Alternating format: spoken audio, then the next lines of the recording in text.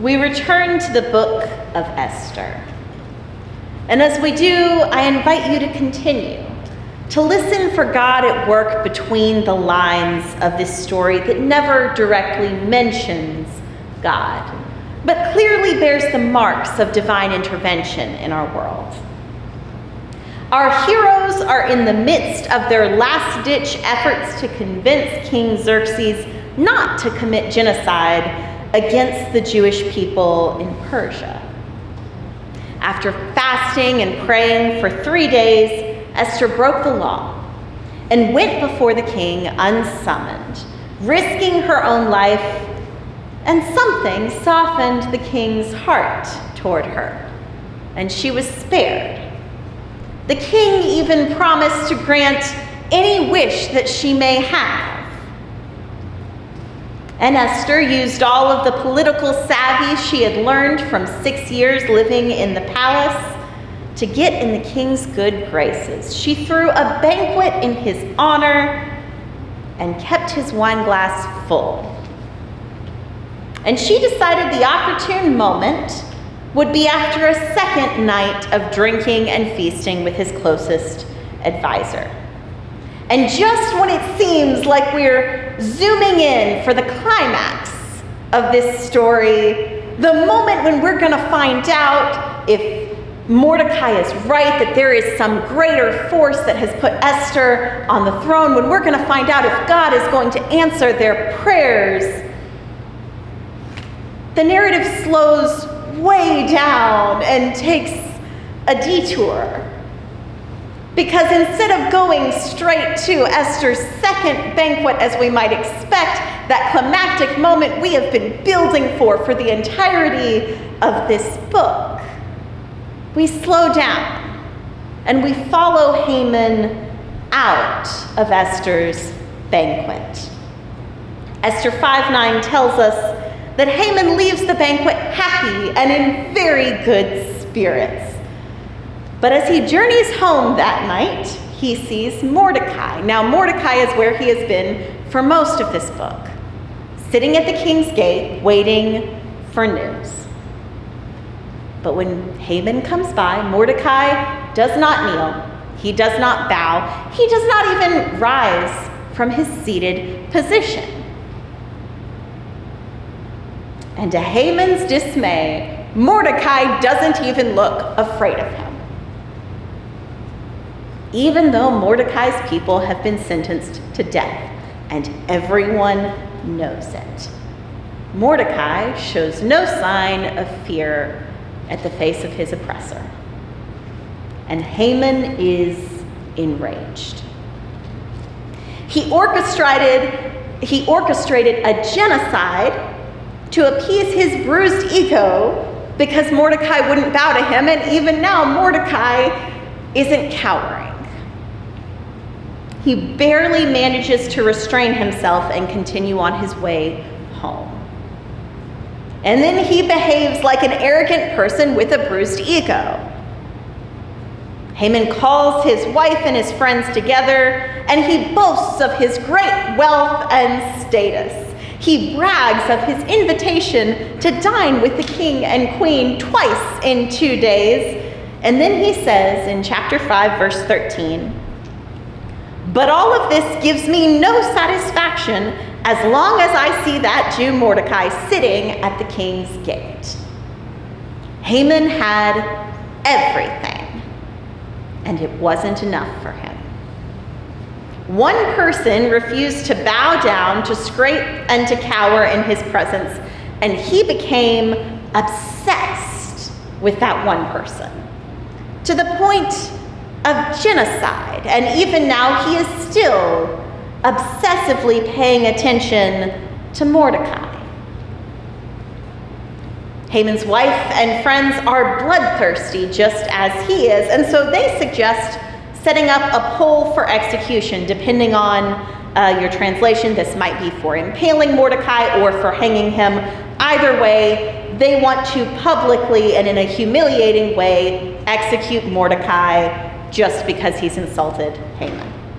And then, if he does that tomorrow, he can go to Esther's second banquet and treat it as a victory meal.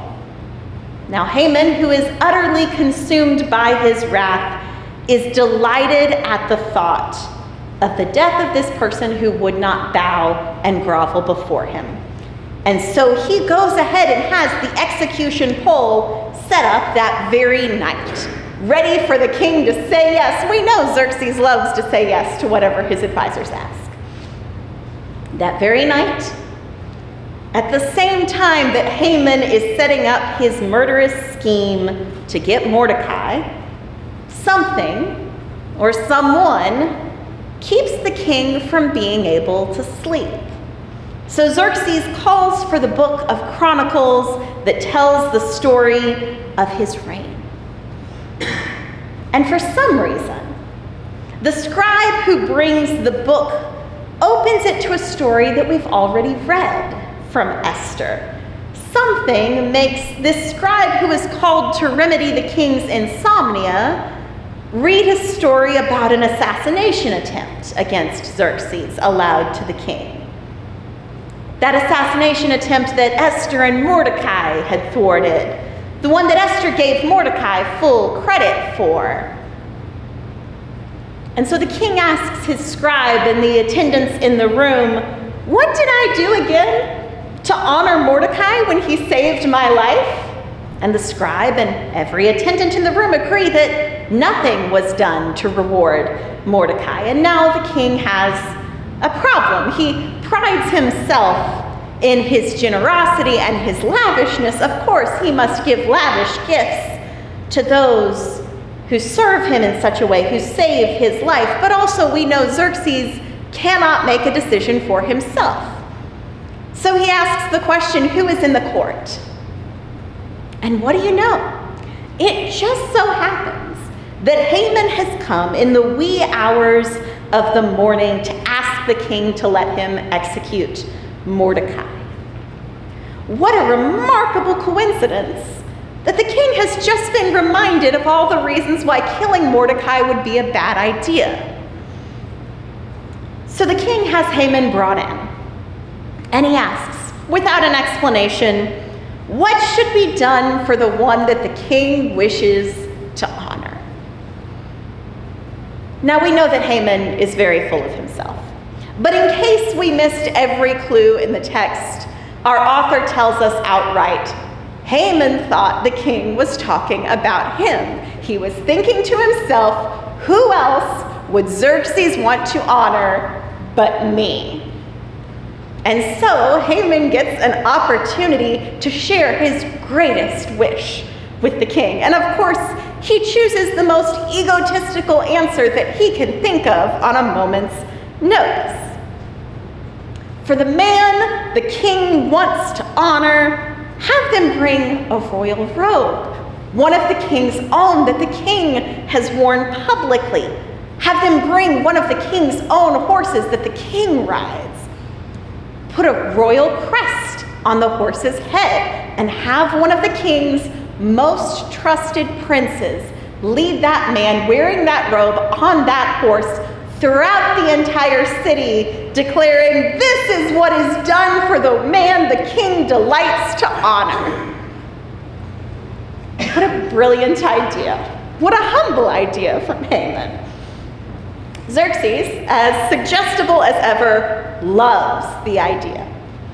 And what do you know, here is Haman, one of his most trusted princes, right here ready to take on the task.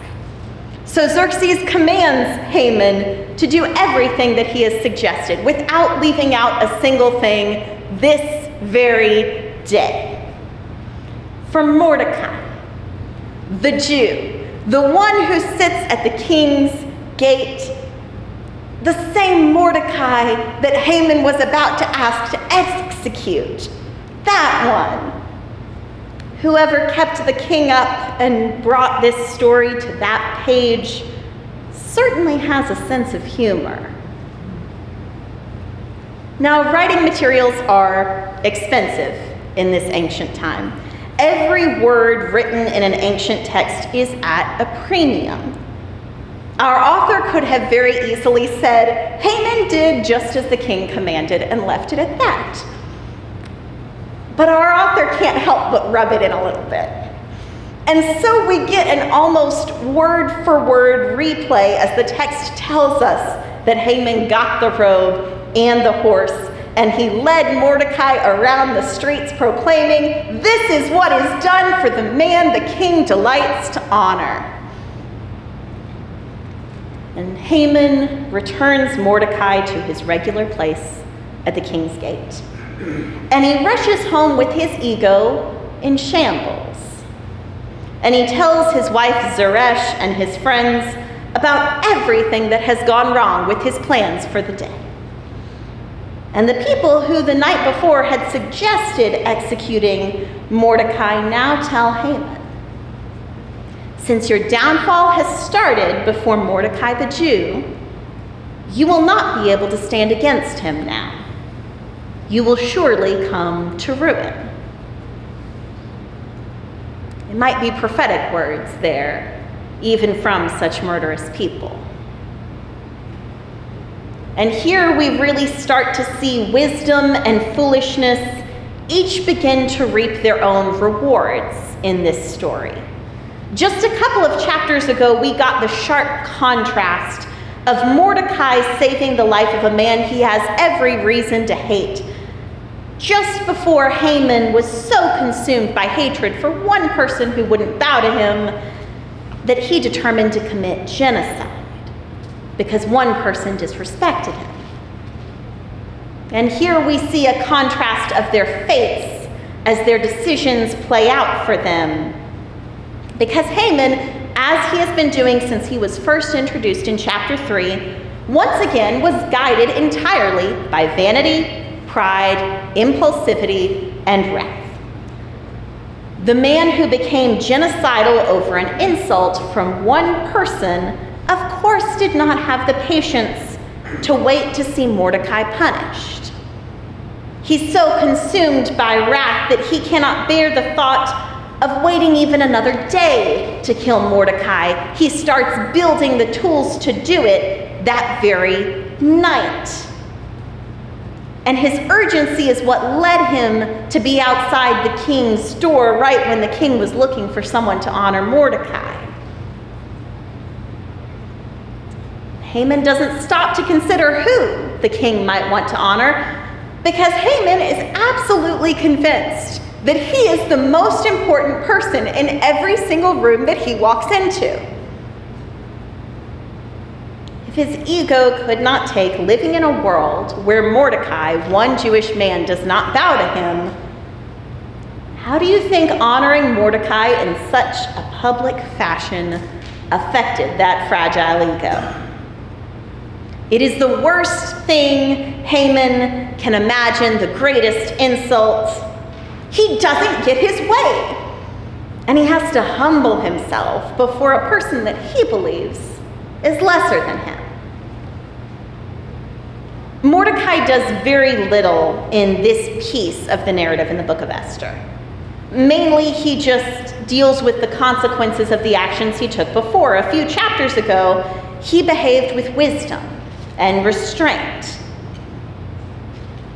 We didn't at that point get a lot of indication that that wisdom and restraint made a difference in his life. We had hoped that maybe it would soften Xerxes' heart towards Esther when she makes her big plea at her next banquet, but really we didn't know. We hadn't seen any evidence that that wisdom was doing anything good for Mordecai.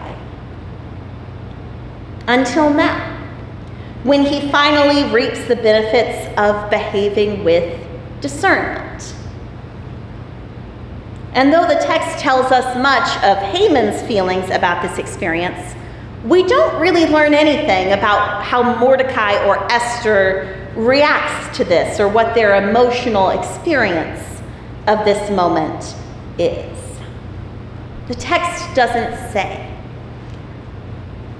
But I can't help but assume that this must have been an encouraging moment for Mordecai. The man has just spent 3 days and nights fasting and praying for God to intervene on behalf of his people. He is waiting for a word, for any sign that maybe Esther's plan has worked, that maybe God has not abandoned them, that maybe the king has been persuaded not to slaughter all of his people.